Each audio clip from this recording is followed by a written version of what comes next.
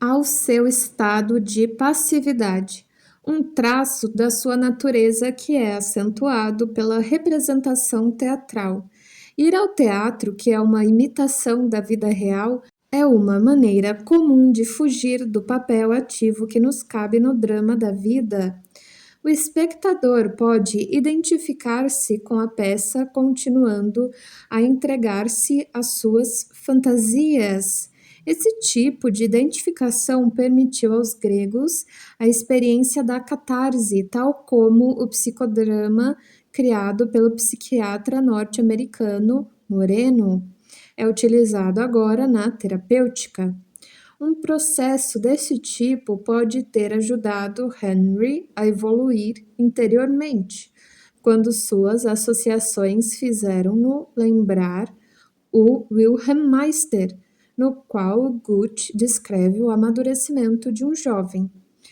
E aí temos uma imagem de um desenho de uma floresta com troncos finos e ao mesmo tempo ondulados, tem folhas, flores, e bem no meio um menino com uma túnica, parece ser religiosa, e um chapeuzinho na cabeça redondo. Legenda: a fase inicial do processo de individuação pode ser um período de desorientação, como aconteceu com Henry. A primeira gravura em madeira de um livro do século XV, O Sonho de Polipilo ou Polifilo, mostra o sonhador penetrando temerosamente num bosque escuro, representando talvez o ingresso no desconhecido. Em seguida, uma imagem parece um lugar bem escuro, tenebroso, tem uma espécie de montanha ao entorno, parece um castelo e uma pessoa no rio indo até lá, num barco. E ao lado é um muro, um portão, uma escadinha, duas pessoas no topo olhando para fora e uma embaixo olhando para os seus pés. Legenda: associações fornecidas por Henry para o seu primeiro sonho. À esquerda, a Ilha dos Mortos, do pintor suíço Arnold Böcklin. À direita, cena da produção inglesa da peça de Priestley, The Came to a City, que diz respeito às relações de um grupo de pessoas vindas de diferentes caminhos da vida em uma cidade ideal.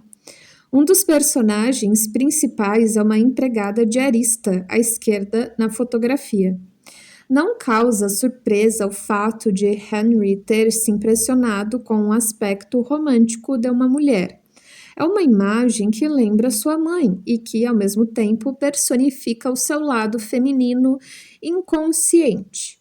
A conexão que fez entre ela e a Ilha dos Mortos de Böcklin revela o seu estado depressivo, tão bem expresso pelo quadro no qual uma figura de branco, lembrando um padre, dirige um barco com um esquife dentro em direção a uma ilha.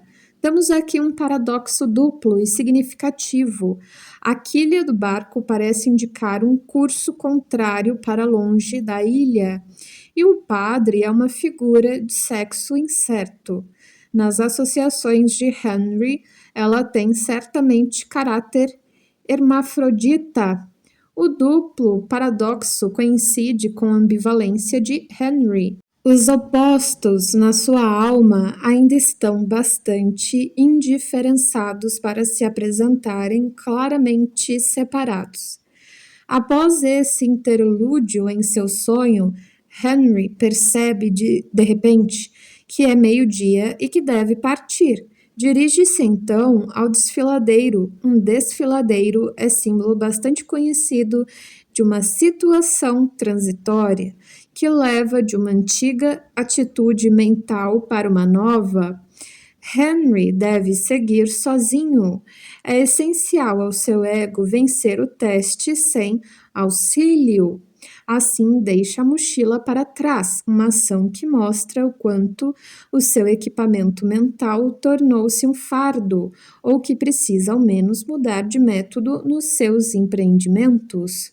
No entanto, não chega ao desfiladeiro, desorienta-se, encontra-se de novo no vale. Esse fracasso mostra que quando o ego de Henry decide ativar-se, suas outras entidades psíquicas, representadas pelos outros membros do grupo, permanecem passivas e recusam-se a acompanhá-lo. Quando o sonhador aparece pessoalmente no sonho, representa em geral só o seu ego consciente. Os outros personagens representam suas qualidades inconscientes mais ou menos desconhecidas. Henry encontra-se numa situação indefesa, mas envergonha-se de admiti-lo. Nesse momento encontra uma velha que lhe indica o caminho certo. Só lhe resta seguir o conselho da senhora. A velha prestimosa é um símbolo bem conhecido dos mitos e contos de fadas, nos quais representa a sabedoria do eterno feminino.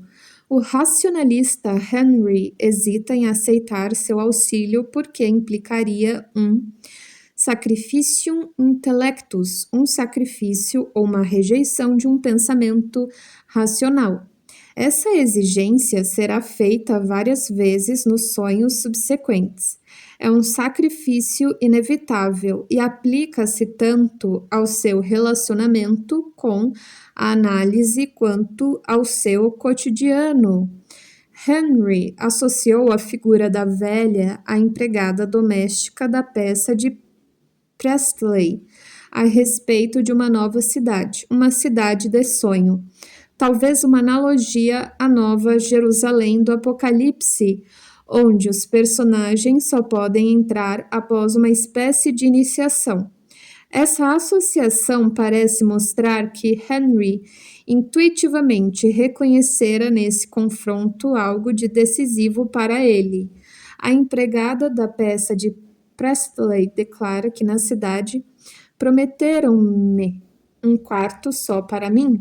Lá ela vai se sentir confiante e independente, como Henry procura ser.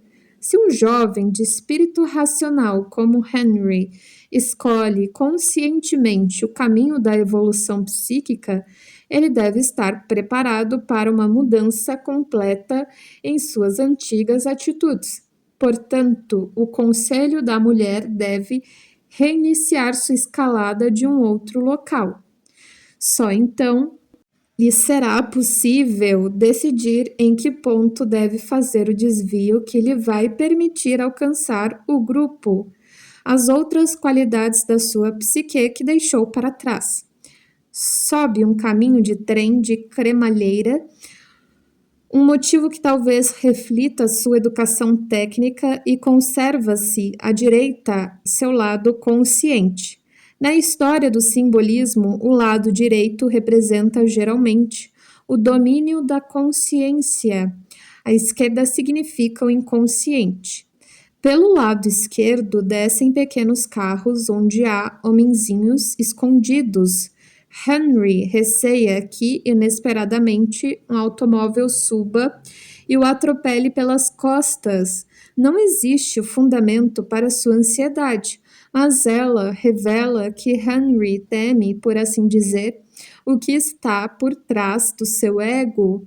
Os homens gordos de azul podem simbolizar pensamentos intelectuais estéreis que estão sendo mecanicamente eliminados. O azul denota muitas vezes o pensamento. Portanto, os homens podem ser símbolos de ideais ou de atitudes que morreram nas elevadas altitudes intelectuais, onde o ar é rarefeito. Podiam também representar os aspectos mortos do interior da psique de Henry. Em seguida, uma imagem muito bonita, uma mulher, ela está num lugar como um mirante, digamos assim. Tem aqueles espaços de colunas que era para ser, imagine uma janela, mas não tem nada protegendo a janela, é só pilares ali, bem altos. E ela tá lá sentada, atrás tem construções suntuosas, me lembra Europa. A mulher, ela tá com um hobbyzinho fluido, obviamente ela tá pelada, porque todos os quadros das mulheres estão de algum modo pelados. Tem um colarzinho, ela tá descalça e tá olhando para cima. Legenda: a donzela grega Danae, que Zeus fecundou tomando a forma de uma chuva de ouro. Quadro do século XVI do artista flamengo Ranulf Jan Gossaert. Tal como no sonho de Henry, esse mito reflete o simbolismo da chuvarada como bodas sagradas entre o céu e a terra. Em seguida, a imagem de um veado. Ele tá próximo de uma garotinha que tá tentando colocar alguma coisa na cabeça dele. É um lugar com plantas, tem uns lençóis pendurados, parece bem um imaginário infantil, meio quintal. Legenda: em um outro sonho de Henry aparece uma corça, imagem da feminilidade tímida, como a do cervo no quadro, do pintor oitocentista inglês Edwin Landseer. Há um comentário no sonho a respeito desses homens. Abre aspas, dizia-se que estavam mortos, fecha aspas, mas Henry está sozinho. Quem então fez essa declaração? Uma voz, e quando se ouve uma voz num sonho, é uma ocorrência das mais significativas. O Dr. Jung identifica o aparecimento de uma voz num sonho como uma intervenção do self. Exprime um conhecimento que tem suas raízes nos fundamentos coletivos da psique. O que é dito pela voz não pode ser discutido. O conhecimento que Henry teve a respeito das fórmulas mortas nas quais confiara por tanto tempo marca um momento importante do sonho. Ele alcançou finalmente o lugar certo de onde deve tomar uma nova direção, para a direita, direção da consciência, isto é, em direção à consciência e ao mundo exterior. Lá encontra as pessoas que deixara sua espera e assim conscientiza aspectos até então desconhecidos da sua personalidade. Como seu ego suplantou sozinho os perigos que encontrara, um feito que podia torná-lo mais amadurecido e estável. Ele conseguiu reunir-se ao grupo, isto é, à coletividade, e abrigar-se e alimentar-se. Vem então a chuva, um aguaceiro que relaxa a tensão e torna a terra fértil. Na mitologia, a chuva era considerada muitas vezes uma união amorosa entre o céu e a terra. Nos mistérios de Eleusis, por exemplo, depois de tudo ter se purificado pela água, elevava-se uma invocação ao céu. Deixai chover, e a terra, se fecunda. Era o casamento sagrado dos deuses, portanto, pode-se dizer que a chuva representa uma solução. Ao descer, Henry encontra novamente os valores coletivos simbolizados pela mochila e a motocicleta. Atravessar uma fase na qual fortalecera seu ego consciente, provando sua capacidade de manter-se firme e sente uma renovada necessidade de contato social. No entanto, aceita a sugestão dos amigos para esperar e apanhar suas coisas na manhã seguinte. Submete-se assim pela segunda vez a um conselho que vem de outros. Na primeira vez, ao conselho da velha mulher, um poder subjetivo, uma figura arquetípica. Da segunda vez, a uma estrutura coletiva. Com essa atitude, Henry transpõe um marco importante no seu caminho para a maturidade. Como antecipação da evolução interior que Henry almejava alcançar por meio da análise, esse sonho revelou-se extremamente promissor. O conflito dos contrários que deixava a tensa alma de Henry está aí simbolizado de modo impressionante. De um lado, seu impulso consciente para elevar-se e de outro, sua tendência à contemplação passiva. Há também a imagem da patética jovem de vestido branco, representando os sentimentos românticos e sensíveis de Henry, contrastando com os cadáveres entumecidos, vestidos de azul, representando o seu mundo intelectual estéril. No entanto, vencer esses obstáculos e estabelecer um equilíbrio entre eles só se tornaria possível para Henry após as mais severas provas. Subtítulo: O medo do inconsciente. Os problemas que encontramos no sonho inicial de Henry apareceram em vários outros sonhos, como a oscilação entre a atividade masculina e a passividade feminina, ou a tendência a refugiar-se em um ascetismo intelectual. Temia o mundo, mas ao mesmo tempo sentia-se atraído por ele, fundamentalmente. Henry receava as obrigações do casamento, que exigiam a responsabilidade de uma relação permanente com uma mulher. Essa ambivalência é comum ao limiar da vida adulta. Apesar de, em termos cronológicos, Henry já ter passado dessa fase, sua maturidade interior não estava no mesmo nível. É um problema frequente no introvertido que teme a realidade e a vida exterior. O quarto sonho contado por Henry ilustra de maneira impressionante esse estado psicológico. Abre aspas. Parece-me que já tive este sonho inúmeras vezes. Serviço militar, uma corrida de longa distância, vou sozinho e nunca alcanço a meta de chegada. Chegarei por último? Conheço bem o caminho, todo ele já foi visto antes. Déjà vu. O lugar da partida é num pequeno bosque e o chão está coberto de folhas marrons. O terreno desce suavemente até um pequeno e idílico riacho, que nos convida a um retardamento. Adiante há uma poeirenta estrada campestre. Leva a Hombreticon, uma pequena vila perto do lago superior de Zurique. Um riacho secado por salgueiros lembra um quadro de Böcklin, no qual uma figura sonhadora de mulher segue o curso da água. A noite cai numa aldeia, pergunto que direção devo tomar. Dizem-me que a estrada continua por umas 7 horas até chegar a um desfiladeiro. Encho-me de ânimo e prossigo. Entretanto, desta vez, o final do sonho é diferente. Depois do riacho margeado de salgueiros, entro num bosque. Lá descubro uma corça que foge. Fico orgulhoso de tê-la percebido. A corça aparecera pelo lado esquerdo e agora volto-me para a direita. Vejo 3 estranhas criaturas, metade porco, metade cachorro, com pernas de canguru. As caras são meio indistintas, com grandes orelhas penduradas. Talvez sejam mascarados.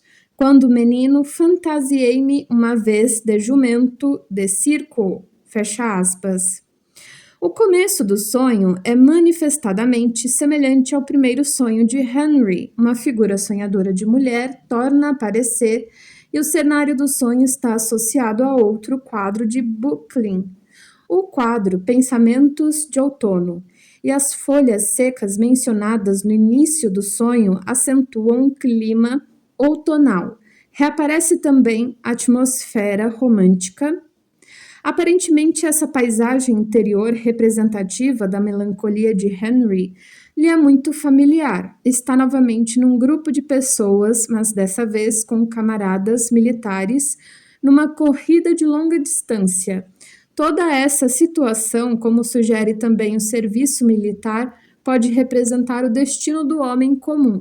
O próprio Henry comentou: é um símbolo da vida.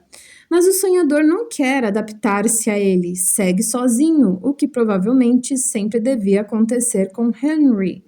É por isso que tem a impressão do déjà vu. Seu comentário, nunca alcanço a meta de chegada, indica um forte sentimento de inferioridade e a convicção de que não poderá ganhar a corrida de fundo. O caminho leva a Umbreticon, um nome que lembra seu projeto secreto de sair de casa. Rom, casa, Brechen, brecha, rompimento. Mas como o rompimento com a casa não acontece, ele novamente, como no sonho inicial, perde o rumo e precisa pedir que o orientem. Os sonhos compensam, de modo mais ou menos explícito, a atitude consciente de quem sonha. A figura jovem e romântica, um ideal consciente de Henry, é contrabalançada pelo aparecimento de animais estranhos que parecem fêmeas. O mundo dos instintos de Henry é simbolizado por algo feminino. O bosque é um símbolo de uma área inconsciente, um lugar escuro onde vivem os animais. Inicialmente surge uma corça, símbolo da feminilidade tímida, fugidia e inocente, mas por um momento apenas Henry vê então 3 animais híbridos de aparência estranha e repulsiva, parecem representar a instintividade indiferençada, uma espécie de massa confusa de instintos contendo a matéria-prima de uma evolução futura. Sua característica mais gritante é que aparentemente não possuem rostos e, portanto, nenhum vislumbre de consciência. Para muitos, o porco está intimamente associado ao baixo nível de sexualidade. Circe, por exemplo, transformava em porcos os homens que a desejavam. O cachorro representa a fidelidade, mas também a promiscuidade, pois não mostra discriminação na escolha dos companheiros. O canguru, no entanto, é um símbolo da maternidade e de eterna capacidade protetora. Em seguida, a imagem de o que parece ser um tamanduá ou uma anta, em cima dele um cachorro, em cima dele outro cachorro? Não sei se no meio é um porco, em cima um cachorro, mas é como se fosse um tivesse apoiado no outro, formando um Z, um S, na verdade. E contém galhos, parecem que eles podem estar apoiados nesses galhos. Legenda. Desenho feito por Henry dos estranhos animais do seu sonho, mudos e cegos incapazes de qualquer comunicação. Assim, eles não têm olhos, eles não têm boca. Representam o inconsciente. O animal que está no chão, que ele coloriu de verde, a cor da vegetação e da natureza e símbolo folclórico da esperança, exprime a possibilidade de crescimento e de diferenciação. Todos esses animais apresentam apenas traços rudimentares e, mesmo assim, absurdamente misturados. Na alquimia, a matéria-prima era, muitas vezes, representada por esse tipo de criaturas híbridas, formas misturadas de vários animais. Em termos psicológicos, simbolizam provavelmente a totalidade original do inconsciente, de onde o ego individual pode emergir e começar a desenvolver-se até a maturidade. O medo que os monstros inspiravam em Henry torna-se evidente com a sua tentativa de dar-lhes uma aparência inofensiva. Deseja convencer-se de que são apenas homens disfarçados, como ele mesmo, num baile à fantasia de sua infância. Sua angústia é natural quando um homem descobre tais monstros inumanos dentro de si, como símbolo de certos traços do seu inconsciente. Ele tem todos os motivos para ter medo. Em seguida, uma imagem grega, um homem nu com cabeça de porco. Em seguida, um bicho com pernas humanas. Em seguida, um homem com uma túnica, uma espada, e em seguida uma mulher olhando para ele com os braços abertos como se estivesse a reclamar. Legenda: um animal do sonho parecido com um porco une a bestialidade à luxúria, como no mito de Circe, que transformava os homens em porcos. Em um vaso grego, um homem-porco, Ulisses e Circe. Seguida a imagem de um restaurante, um café. Café of la République. Tá lotado de gente, tem cadeiras, mesas, mulheres, homens porcos, bebidas e folhas tropicais. Legenda: em uma das caricaturas de George Grosz, de crítica à sociedade germânica pré-guerra, um homem em companhia de uma prostituta com cabeça de porco como sinal da sua vulgaridade. Um outro sonho mostra também o medo que as profundezas do inconsciente inspiravam em Henry. Abre aspas, sou grumete de um veleiro. Paradoxalmente, as velas estão desfraldadas, apesar de haver uma completa calmaria. Minha tarefa consiste em segurar uma corda que fixa um mastro. Estranhamente, a amurada do barco é uma parede recoberta de lajes de pedra. Toda essa estrutura fica exatamente no limite entre a água e o barco que flutua sozinho. Agarro-me à corda e não ao mastro e proíbem-me de olhar a água, fecha aspas. Nesse sonho, Henry encontra-se numa situação psicológica extrema. A amurada é uma parede que o protege, mas, ao mesmo tempo, lhe impede a visão. Está proibido de olhar a água, onde pode descobrir forças ocultas. Todas essas imagens revelam suas dúvidas e seu medo. O homem que teme entrar em contato com suas profundezas interiores, como Henry, tem tanto medo do elemento feminino que há dentro dele quanto de mulheres reais. Ao mesmo tempo que o fascinam, ele tenta fugir delas, enfeitiçado e aterrorizado. Escapa para não se tornar sua presa. Não ousa aproximar-se da companheira amada e, portanto, idealizada por ele, com a sua sexualidade animal. Como resultado típico da sua fixação materna, Henry encontrava dificuldade em conjugar ternura e sensualidade e conferi-las a uma mesma mulher. Seus sonhos testemunhavam repetidamente o seu desejo de libertar-se desse dilema. Em um dos sonhos, apareceu como um monge em missão secreta. Em outro, seus instintos o levaram a um bordel. Abre aspas, junto com um camarada militar que tivera muitas aventuras eróticas, encontro-me à espera na porta de uma casa, numa rua escura de uma cidade desconhecida.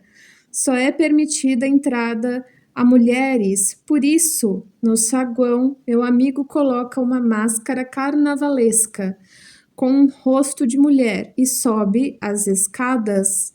Possivelmente devo ter feito o mesmo que ele, mas não me recordo claramente, fecha aspas. O que esse sonho propõe satisfaria a curiosidade de Henry, mas a um preço fraudulento. Como homem, falta-lhe a coragem para entrar na casa, que é, obviamente, um bordel. Mas, se despojar da sua masculinidade, poderá descobrir esse mundo proibido, proibido pela sua mente consciente. O sonho não nos diz, no entanto, se decidiu entrar. Henry ainda não dominara suas inibições. Uma falha compreensível se considerarmos as implicações contidas na ida ao bordel. Esse sonho pareceu-me revelar uma deformação homossexual de Henry. julgava que uma máscara feminina o tornaria atraente para os homens. Essa hipótese foi confirmada no seguinte sonho, abre aspas. Volto aos meus 5 ou 6 anos. Meu colega dessa época diz-me como se entregou a um ato obsceno com o diretor de uma fábrica. Colocou sua mão direta sobre o pênis do homem para aquecê-lo e, ao mesmo tempo, para aquecer sua mão. O diretor era amigo íntimo de meu pai e eu o respeitava por inúmeras razões, mas ríamos dele chamando-o o eterno adolescente. Fecha aspas. Em crianças dessa idade, brincadeiras de caráter homossexual não são raras. O fato de Henry voltar a esse assunto no sonho indica que estava dominado por um sentimento de culpa fortemente reprimido. Tais sentimentos estavam ligados a um profundo receio de estabelecer um laço duradouro com uma mulher. Outro sonho e suas associações ilustram esse conflito. Abre aspas. Participo do casamento de um casal desconhecido. À 1 da manhã, o pequeno grupo, os recém-casados, o padrinho e a dama de honra, volta da cerimônia. Entram em um grande pátio onde os espero. Parece que os noivos já tiveram uma briga, assim como o outro casal.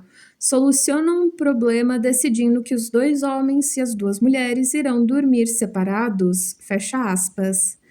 Henry explicou, abre aspas, é a guerra dos sexos como Giraudox a descreve, fecha aspas, e acrescenta, abre aspas, o Palácio da Bavária, onde me lembro ter visto esse pátio, esteve até pouco tempo transformado em abrigo de emergência para pessoas pobres. Quando visitei, perguntei-me se não seria preferível levar uma existência de pobreza entre as ruínas de uma beleza clássica a uma vida ativa na feiura de uma grande cidade. Perguntei-me também, quando fui testemunha do casamento de um colega, se aquela união iria durar, pois não tive boa impressão da noiva, fecha aspas. O desejo de recolher-se na passividade e na introversão, o medo de um casamento fracassado, a separação dos sexos feita no sonho, são todos sintomas indubitáveis das dúvidas secretas escondidas no fundo da consciência de Henry. Subtítulo: O Santo e a Prostituta. A condição psíquica de Henry foi revelada de maneira ainda mais impressionante no sonho seguinte, no qual exprime o seu medo da sensualidade primitiva e o seu desejo de fugir para uma espécie de asceticismo. Podemos ver neste sonho o rumo que estava tomando o seu desenvolvimento. Por isso, a sua interpretação será mais longa. Abre aspas, encontro-me numa estreita estrada de montanha, à esquerda, em declive, há um abismo profundo e à direita, uma muralha de pedra. Ao longo da estrada existem várias cavernas e abrigos cortados na rocha para proteger do tempo o viajante solitário. Em uma das grutas, meio escondida, refugia-se uma prostituta. Estranhamente, eu a vejo por trás, isto é, do lado do rochedo. Ela tem um corpo esponjoso e informe. Olho-a com curiosidade e toco em suas nádegas. Parece-me, de repente, que talvez não seja uma mulher, mas um homem que se prostitui. Essa mesma criatura aparece em primeiro plano como se fosse um santo, um casaco vermelho jogado sobre os ombros. Desce a estrada e dirige-se a outra caverna, muito maior que a primeira, onde há cadeiras e bancos toscos.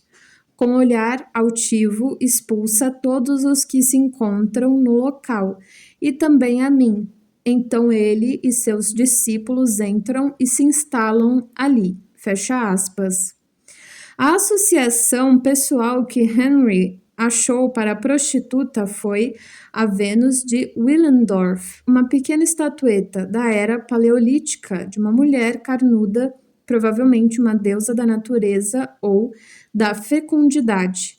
Acrescentou depois, abre aspas, ouvi falar pela primeira vez em tocar nas nádegas como um rito de fecundidade, numa excursão que fiz ao Valais, um cantão da Suíça francesa, onde visitei túmulos e escavações antigas dos celtas.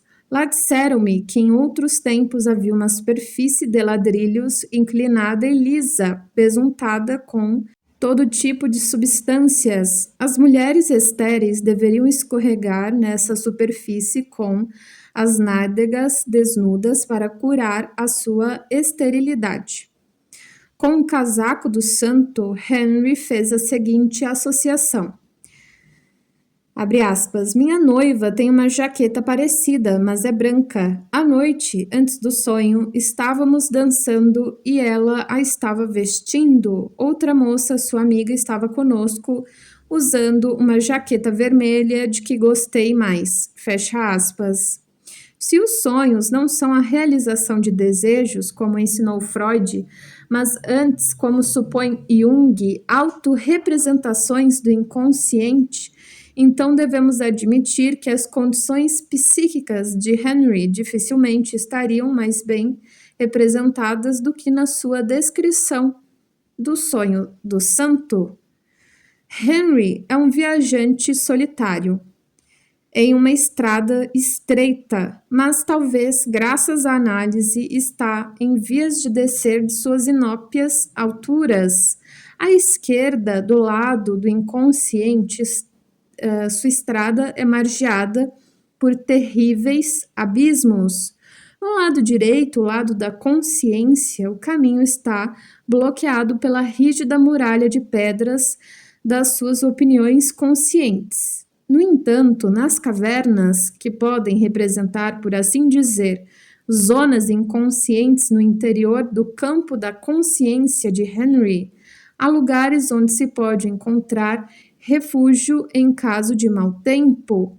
Em outras palavras, quando as tensões externas tornam-se por demais ameaçadoras, as cavernas são resultado de trabalho humano determinado, cortadas na rocha.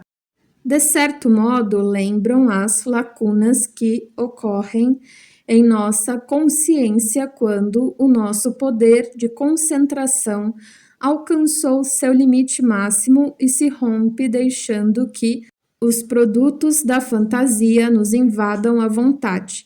Nessas ocasiões, alguma coisa inesperada pode nos ser revelada, permitindo-nos observar atentamente o segundo plano da nossa psique e deixando-nos entrever as regiões inconscientes, onde a nossa imaginação tem livre curso. Além disso, as cavernas podem ser símbolos do ventre da Mãe Terra, onde ocorrem transformações e renascimentos. Assim, o sonho parece representar a retirada introvertida de Henry quando o mundo se torna demasiadamente difícil para dentro de uma caverna no interior da sua consciência, onde pode se entregar a fantasias subjetivas. Essa interpretação explicaria também porque ele busca a figura feminina, réplica de alguns dos traços interiores femininos da sua psique. É uma mulher sem formas, esponjosa, uma prostituta meio escondida, representando a imagem reprimida do seu inconsciente. A imagem de uma mulher por quem Henry conscientemente nunca se apaixonaria. Ela seria sempre um tabu para Henry, como o oposto de uma mãe a quem ele muito respeitava. A despeito de exercer um fascínio secreto sobre ele, como sobre todo filho que tem um complexo materno. A ideia de limitar suas relações com mulheres a uma sensualidade puramente instintiva é muitas vezes sedutora para esse tipo de jovem. Numa união desse gênero, ele pode pôr de lado a parte sentimental e assim permanecer em última instância fiel à sua mãe. O tabu estabelecido pela mãe a respeito de qualquer outra mulher permanece, portanto, inflexivelmente presente na psique do filho.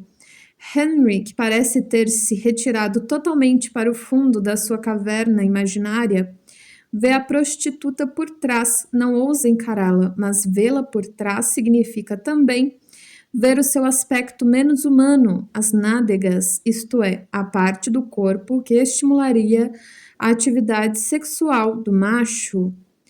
Tocando nas nádegas da prostituta, Henry inconscientemente pratica uma espécie de rito da fecundidade, semelhante aos ritos praticados em muitas tribos primitivas. Tocar com as mãos e curar são ações que muitas vezes ocorrem juntas do mesmo modo. Tocar qualquer coisa com a mão pode ser um gesto de defesa ou de maldição. Logo surge em Henry a ideia de que aquela não é uma figura de mulher, mas a de um homem prostituído. A criatura torna-se assim hermafrodita, como muitas figuras mitológicas, e como o padre do primeiro sonho. A insegurança a respeito do seu próprio sexo pode, muitas vezes, ser observada na puberdade, e por isso a homossexualidade no período da adolescência não é um fator raro. Tampouco é excepcional essa incerteza num jovem com a estrutura psicológica de Henry. Ele já deixara entrever isso em alguns dos seus primeiros sonhos. Em seguida, a imagem de uma cidade, uma igreja, uma rua, um poste e um homem colocando linhas uma linha em cada lado do poste, formando assim um triângulo. Legenda: desenho que Henry fez do barco do seu sonho. Nossa, é um barco. Ah, tá. Ah, aquela lateral de pedra que ele falou, aí o rio e aí a cidade, tá. Agora deu pra ver. Com um muro de pedra como a murada, outra imagem da sua introversão e do medo que a vida lhe provocava. Em seguida, uma estátua de uma mulher, uma mulher gorda, com seios fartos, e parece ser de origem africana, porque parece o cabelo, mas ao mesmo tempo parece uma touca, cheia de...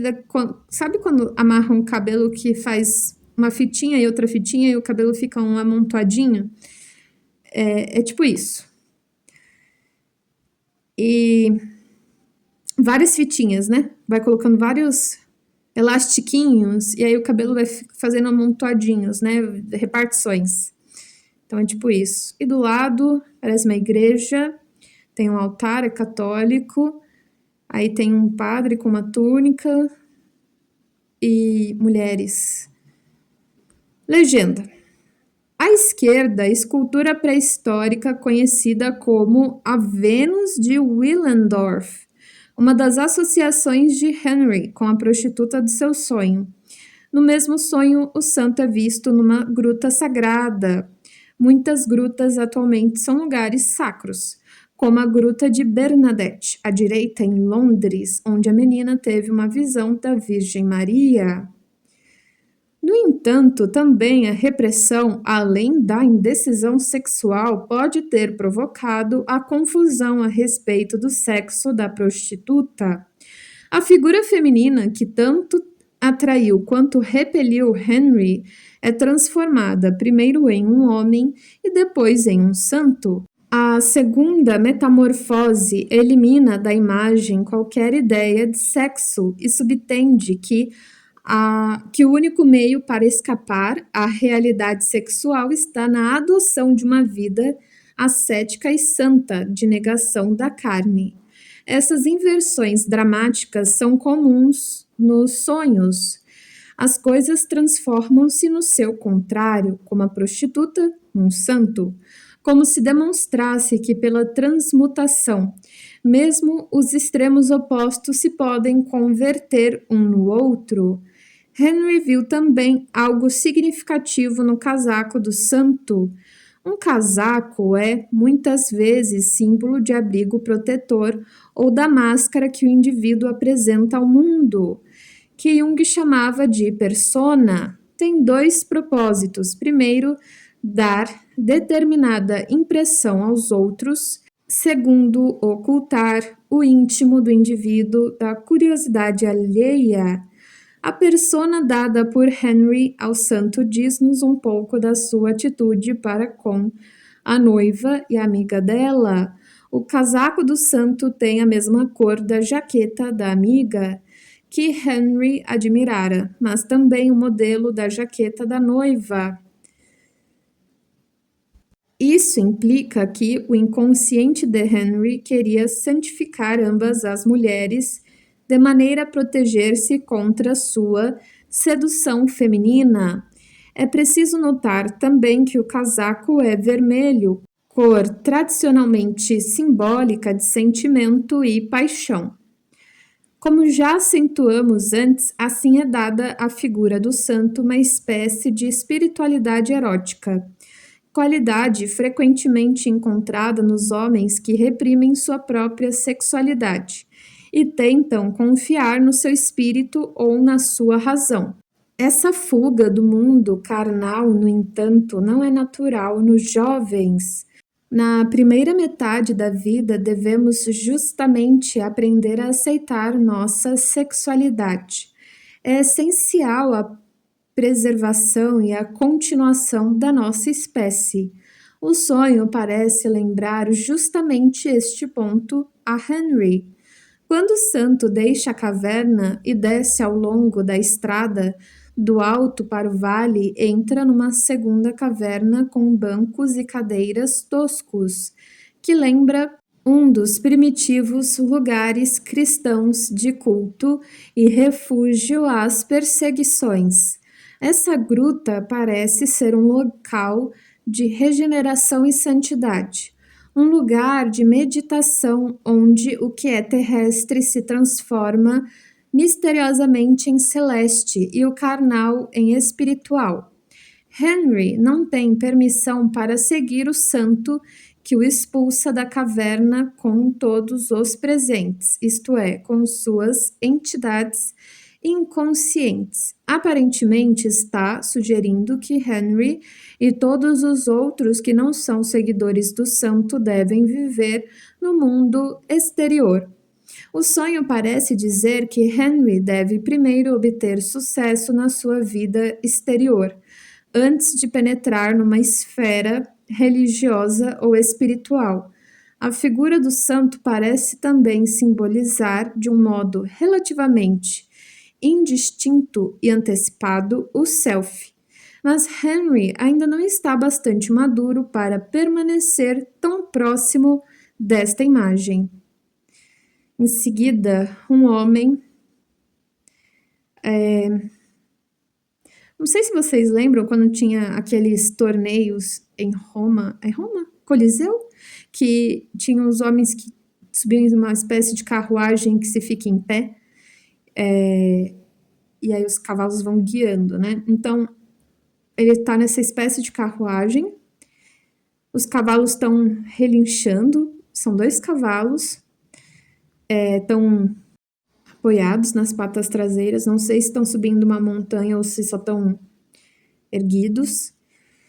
Esse homem segura um casaco e aí tem uma mulher com aqueles chapeuzinhos brancos que as amas usavam. Legenda. Um casaco pode simbolizar muitas vezes a máscara exterior ou persona que apresentamos ao mundo. O manto do profeta Elias trazia um sentido semelhante. Quando subiu aos céus numa pintura primitiva sueca, deixou o manto para seu sucessor, Eliseu. O manto representava assim o poder e a função do profeta, que deveriam ser assumidos por seu substituto. No quadro, o manto é vermelho como o casaco do santo Henry. Em seguida, a imagem de um homem, me parece espanhol, com uma roupa típica, com uma cara séria, tocando o rosto de um garotinho que, bem com as 2 mãos assim no rosto, e o garotinho parece estar incomodado. Ao lado, homens. Tem um homem, com certeza. Os outros 2 eu não tenho certeza. Um tá segurando uma cerveja, eles estão bem despojados, 2 cintos, parece que estão curtindo ali. Não sei por que me traz uma impressão de artistas do rock, assim, do início, mas vamos ver. Legenda: o fato de Henry ter tocado na prostituta pode estar ligado à crença no poder mágico do toque. À esquerda, o irlandês Valentine Greatrax, século XVII, famoso pelas curas que realizava com um simples toque das mãos. À direita, outro exemplo de persona, as roupas usadas pelos beatniks ingleses da década de 1960 indicam os novos valores de vida que desejavam mostrar ao mundo exterior. Beatniks, será que é uma banda? Não sei. Subtítulo: Evolução da análise. A despeito de seu ceticismo e resistências iniciais, Henry começou a se interessar pelo que estava acontecendo na sua psique. Mostrava-se claramente impressionado com os seus sonhos. Pareciam compensar a sua vida inconsciente de um modo significativo e davam-lhe uma valiosa percepção da sua ambivalência, das suas vacilações e da sua preferência pela passividade.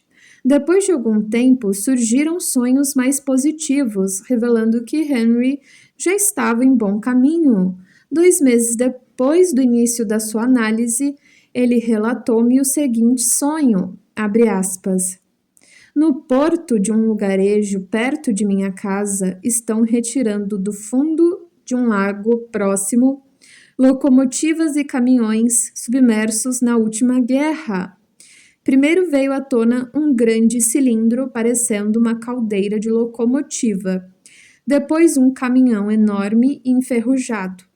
O quadro é ao mesmo tempo horrível e romântico. As peças recuperadas precisam ser transportadas para a estação da estrada de ferro vizinha. Depois, o fundo do lago transforma-se numa campina verdejante. Fecha aspas. Vemos aqui um notável avanço interior feito por Henry. Locomotivas, símbolos provavelmente de energia e dinamismo, foram submersas, isto é, reprimidas no inconsciente, mas estão agora sendo içadas à luz do dia. Junto com elas, há caminhões nos quais todo tipo de carga de valor, qualidades psíquicas pode ser transportada. Agora que esses objetos tornaram-se novamente disponíveis para a vida consciente de Henry, ele começa a se dar conta de quanta energia ativa pode dispor. A transformação do fundo escuro do lago em uma campina acentua a sua potencialidade positiva. Algumas vezes na jornada solitária de Henry em direção à maturidade, ele também foi auxiliado pelo lado feminino da sua psique. No seu 24º sonho, encontra uma menina corcunda, abre aspas. Estou a caminho da escola junto com uma jovem desconhecida, pequena e graciosa, mas desfigurada por uma corcunda. Muitas outras pessoas entram na escola conosco, enquanto os outros se dispersam pelas diferentes salas para tomar lições de canto. A menina e eu sentamo-nos numa pequena mesa quadrada. Ela me dá uma aula de canto particular. Sinto pena dela e por isso beijo-a na boca. Tenho consciência, no entanto, de que, com esse ato, eu estou sendo infiel à minha noiva, mesmo havendo uma desculpa para ela. Fecha aspas. O canto é uma expressão imediata de sensibilidade, mas, como já vimos, Henry receia os seus sentimentos, só os conhece sob uma forma adolescente imaginária.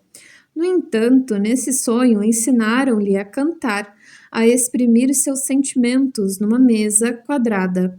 A mesa, com seus 4 lados iguais, é uma representação da imagem da quaternidade. um símbolo comum da totalidade. Assim, a relação entre o canto e a mesa quadrada parece indicar que Henry deverá integralizar seus sentimentos antes de alcançar a totalidade psíquica. De fato, a lição de canto o emociona e ele beija a menina na boca. Portanto, num certo sentido, ele a desposa. De um outro modo, não se teria considerado infiel. Aprendeu a relacionar-se com a mulher interior. Seguida, uma imagem que parece um trem, uma locomotiva no trilho indo para algum lugar. Legenda. Como no quadro do pintor oitocentista inglês William Turner, intitulado Chuva, Vapor e Velocidade, a locomotiva é uma imagem clara de energia motora e dinâmica. Em seguida, a imagem de uma locomotiva sendo construída ou arrumada ou endireitada. Legenda. No sonho de Henry que ele desenhou, as locomotivas são retiradas de um lago, exprimindo a liberação de uma valiosa capacidade de ação que até então estivera reprimida no seu inconsciente.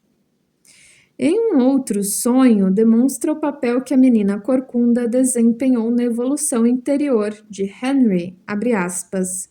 Estou numa escola desconhecida de meninos. Durante o período de aulas, me introduzo secretamente no edifício. Não sei para que fim, escondo-me na sala atrás de um pequeno armário quadrado. A porta para o corredor está entreaberta. Passa um adulto sem me ver, mas uma menininha corcunda entra e logo me descobre. Ela me faz sair do meu esconderijo, fecha aspas. Não só a mesma jovem aparece em ambos os sonhos, mas nas duas vezes essas aparições ocorrem numa escola. Em ambas as vezes, Henry precisa aprender alguma coisa que irá ajudar o seu desenvolvimento. Aparentemente, ele gostaria de satisfazer seu desejo de aprender, mas permanecendo despercebido em atitude passiva. A figura de uma menina corcunda aparece em inúmeros contos de fadas. Nesses contos, a fealdade da corcunda esconde, em geral, uma grande formosura, revelada quando o homem certo surge para libertar a jovem de um feitiço, muitas vezes com um beijo. A jovem do sonho de Henry pode ser um símbolo da sua alma, que também precisa libertar-se da magia que a desfigurou. Quando a jovem corcunda tenta despertar os sentimentos de Henry por meio do canto, ou quando o tira do seu esconderijo, forçando-o a enfrentar a luz do dia, revela-se uma excelente guia. Henry pode e precisa, num certo sentido, pertencer simultaneamente à sua noiva e à jovem corcunda, a primeira como representante da mulher exterior e real e a segunda como uma encarnação da ânima psíquica interior.